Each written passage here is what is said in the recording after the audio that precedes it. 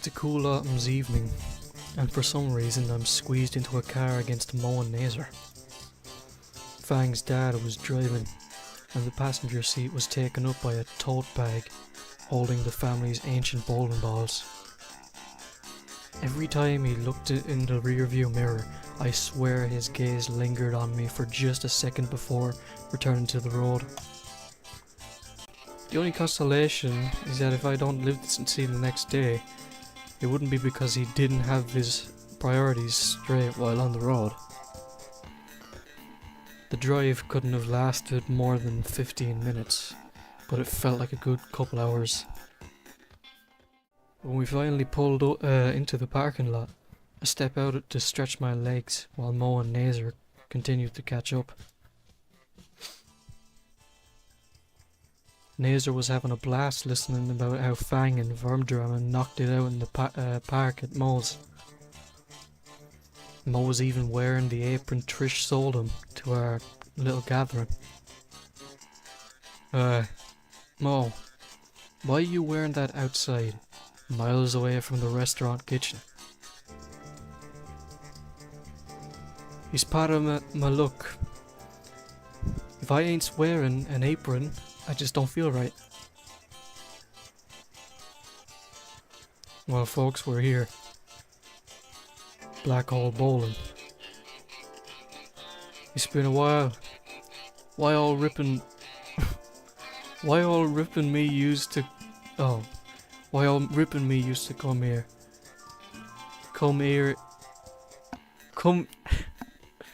Yeah, fuck. Why all ripping me used to come here every weekend when we was your age. With my weekend off, I figured I'd take the next generation for a game or two.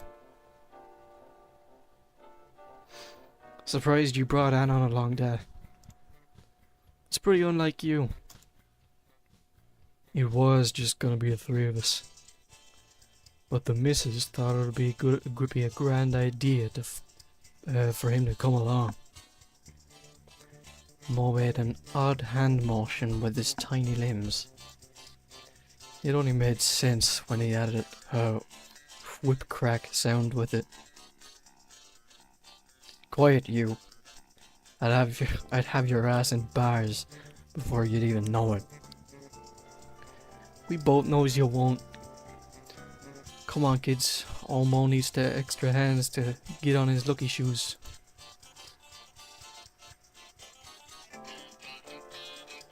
I ended up having to carry the tote bag of bowling balls inside. You're not gonna make a cripple carry all of those, right? Struggling to not fall over and snap in half like a skin-colored twig, I lugged the bag over.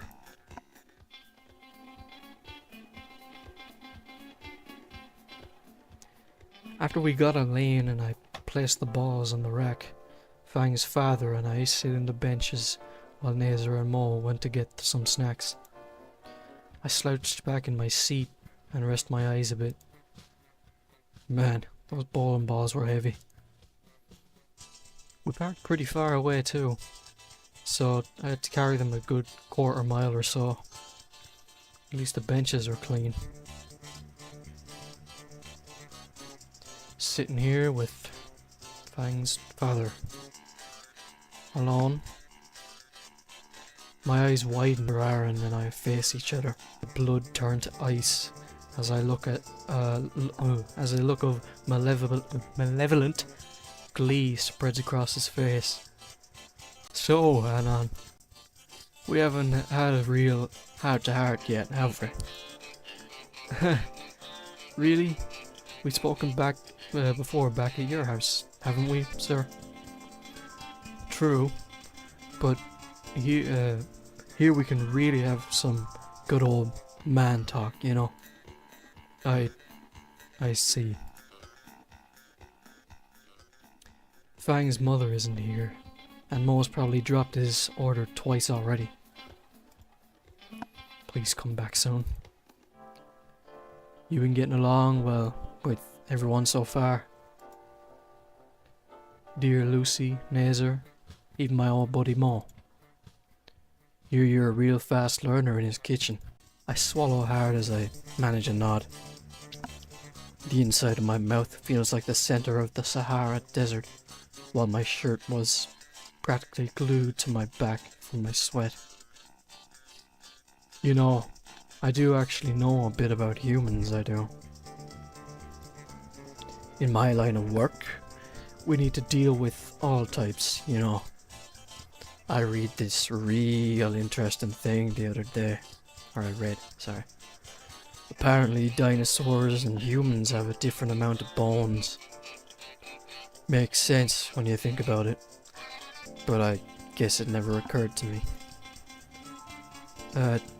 Yeah, it kinda does, doesn't it? Anyways, the article goes real in depth about it. Do you know the minimal number of bones a human needs to survive? I do. Real nifty piece of information, right? Yeah, pretty cool. He holds up a hand and points to his wrist. So apparently, absolutely none of these are vital to... Here you go, Anon. Nazer drops a pair of old shoes onto my lap. I asked for caveman size, but this was all they had. Sorry. Thank you, Nazer, thank you. If these weren't rentals, I'd enshrine them in my home and pay them respects every day for the rest of my life. What are you guys up to? Terrorizing the poor kid, I bet. Mo sets a tray of fountain drinks and snack foods on the table with his grabby claw hands. You know, Rip, just 'cause you're in law made you piss your britches, don't mean you gots to do the same to the kid. No clue what you're talking about. Sure, Rip, sure. Let's just play already. Eager to escape his clutches, I bolted for the console and started entering our names. Fang's dad was up first. For some reason, his solid flesh toned ball seemed a lot newer than the others. Oh, fuck. Took me a second to get. God, I'm stupid.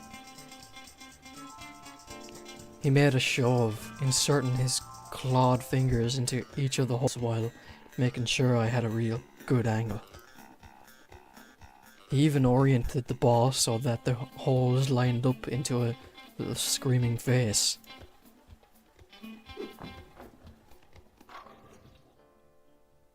Wow, Pops, another strike. It's all in the form, Nazer. If you picture the pins as something you really despise. His eyes linger on me for a moment. You can put some real force into it and bam! I think I just made bam in my pants. Sheesh, Rip. Give it a break for a bit. Yeah, maybe 2 bits even. Alright, Anon, you're up. I nod and get up from my seat. The ball I've got is borrowed from the bowling lane. Its logo making creative use of the finger holes. A shame the only one they had left was a size too small and my fingers barely fit. I have the smaller ball and take my cues from all my best attempts in nimble stick bowling. Lining up the shot, I look down the lane at the pins. Using Rip's advice, I picture Naomi's face on the pins. Sorry, not sorry, Nazer. With a big wind up that threatens to pull my arm from its socket, I launch the ball right into the back of my foot.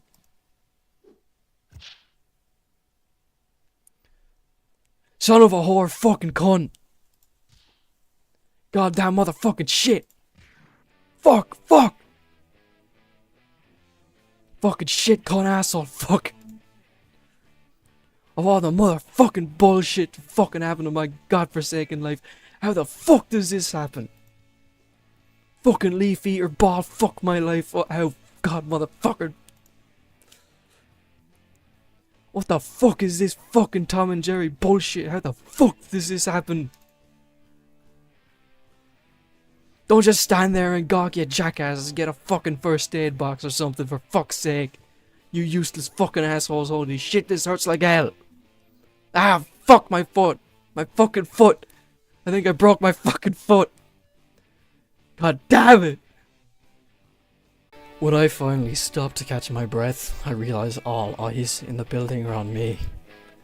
Nazer has his phone set on me. Even Fang's father is staring with a dumbfounded look on his face. I break out into a sweat again, eyes darting to find the nearest bathroom. Mo gestures to Mr. Ripley. That beats your record, don't it? An attendant throws his hands up in the air. It does, a new record. All at once, all the patrons of the bowling alley burst into cheers and applause. Ow. The fuck, my phone? What? That was a full 6 minutes you were going off. The recording is 7 minutes and 33 seconds, actually. The last record was only 5 minutes and some change. That's nice.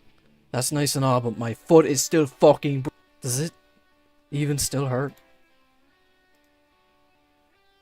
Huh. I tried to do a trick shot, ended up tripping Mo, and he waves a finger around the hole in his crest. I still got the metal plate in my head too. Mo knocks a fist against the bottom of his skull, a metallic thump echoing out. The managers approved the reward for beating out the 20-year-old record. Ah, cool. A bowling ball of my own? Those shoes you're wearing, they're yours. Nazer stifles a cough. Thanks. Either way, we should probably get a first aid kit. Think I saw one by the entrance. Let's go get it. The two go hunting for the first aid kit, and I'm left alone with Mr. Ripley again. I don't really care anymore right now. I'm just worn out. Me too, Anon. You know, here we go. I didn't know you had it in you. Had what in me? Me. Pardon? 7 minutes straight. No regrets, no holding back. And with a single breath. I can see a young me in you, Anon. And I can also see what my daughter sees in you. A strong will and an iron lung. Oh, thank you, sir. Does that mean you're okay with... You said foot near second base, I'll finish the job with that bowling ball couldn't. Understood. Good talk. Next time, we ought to go fishing together. Next time? Yeah. Next time.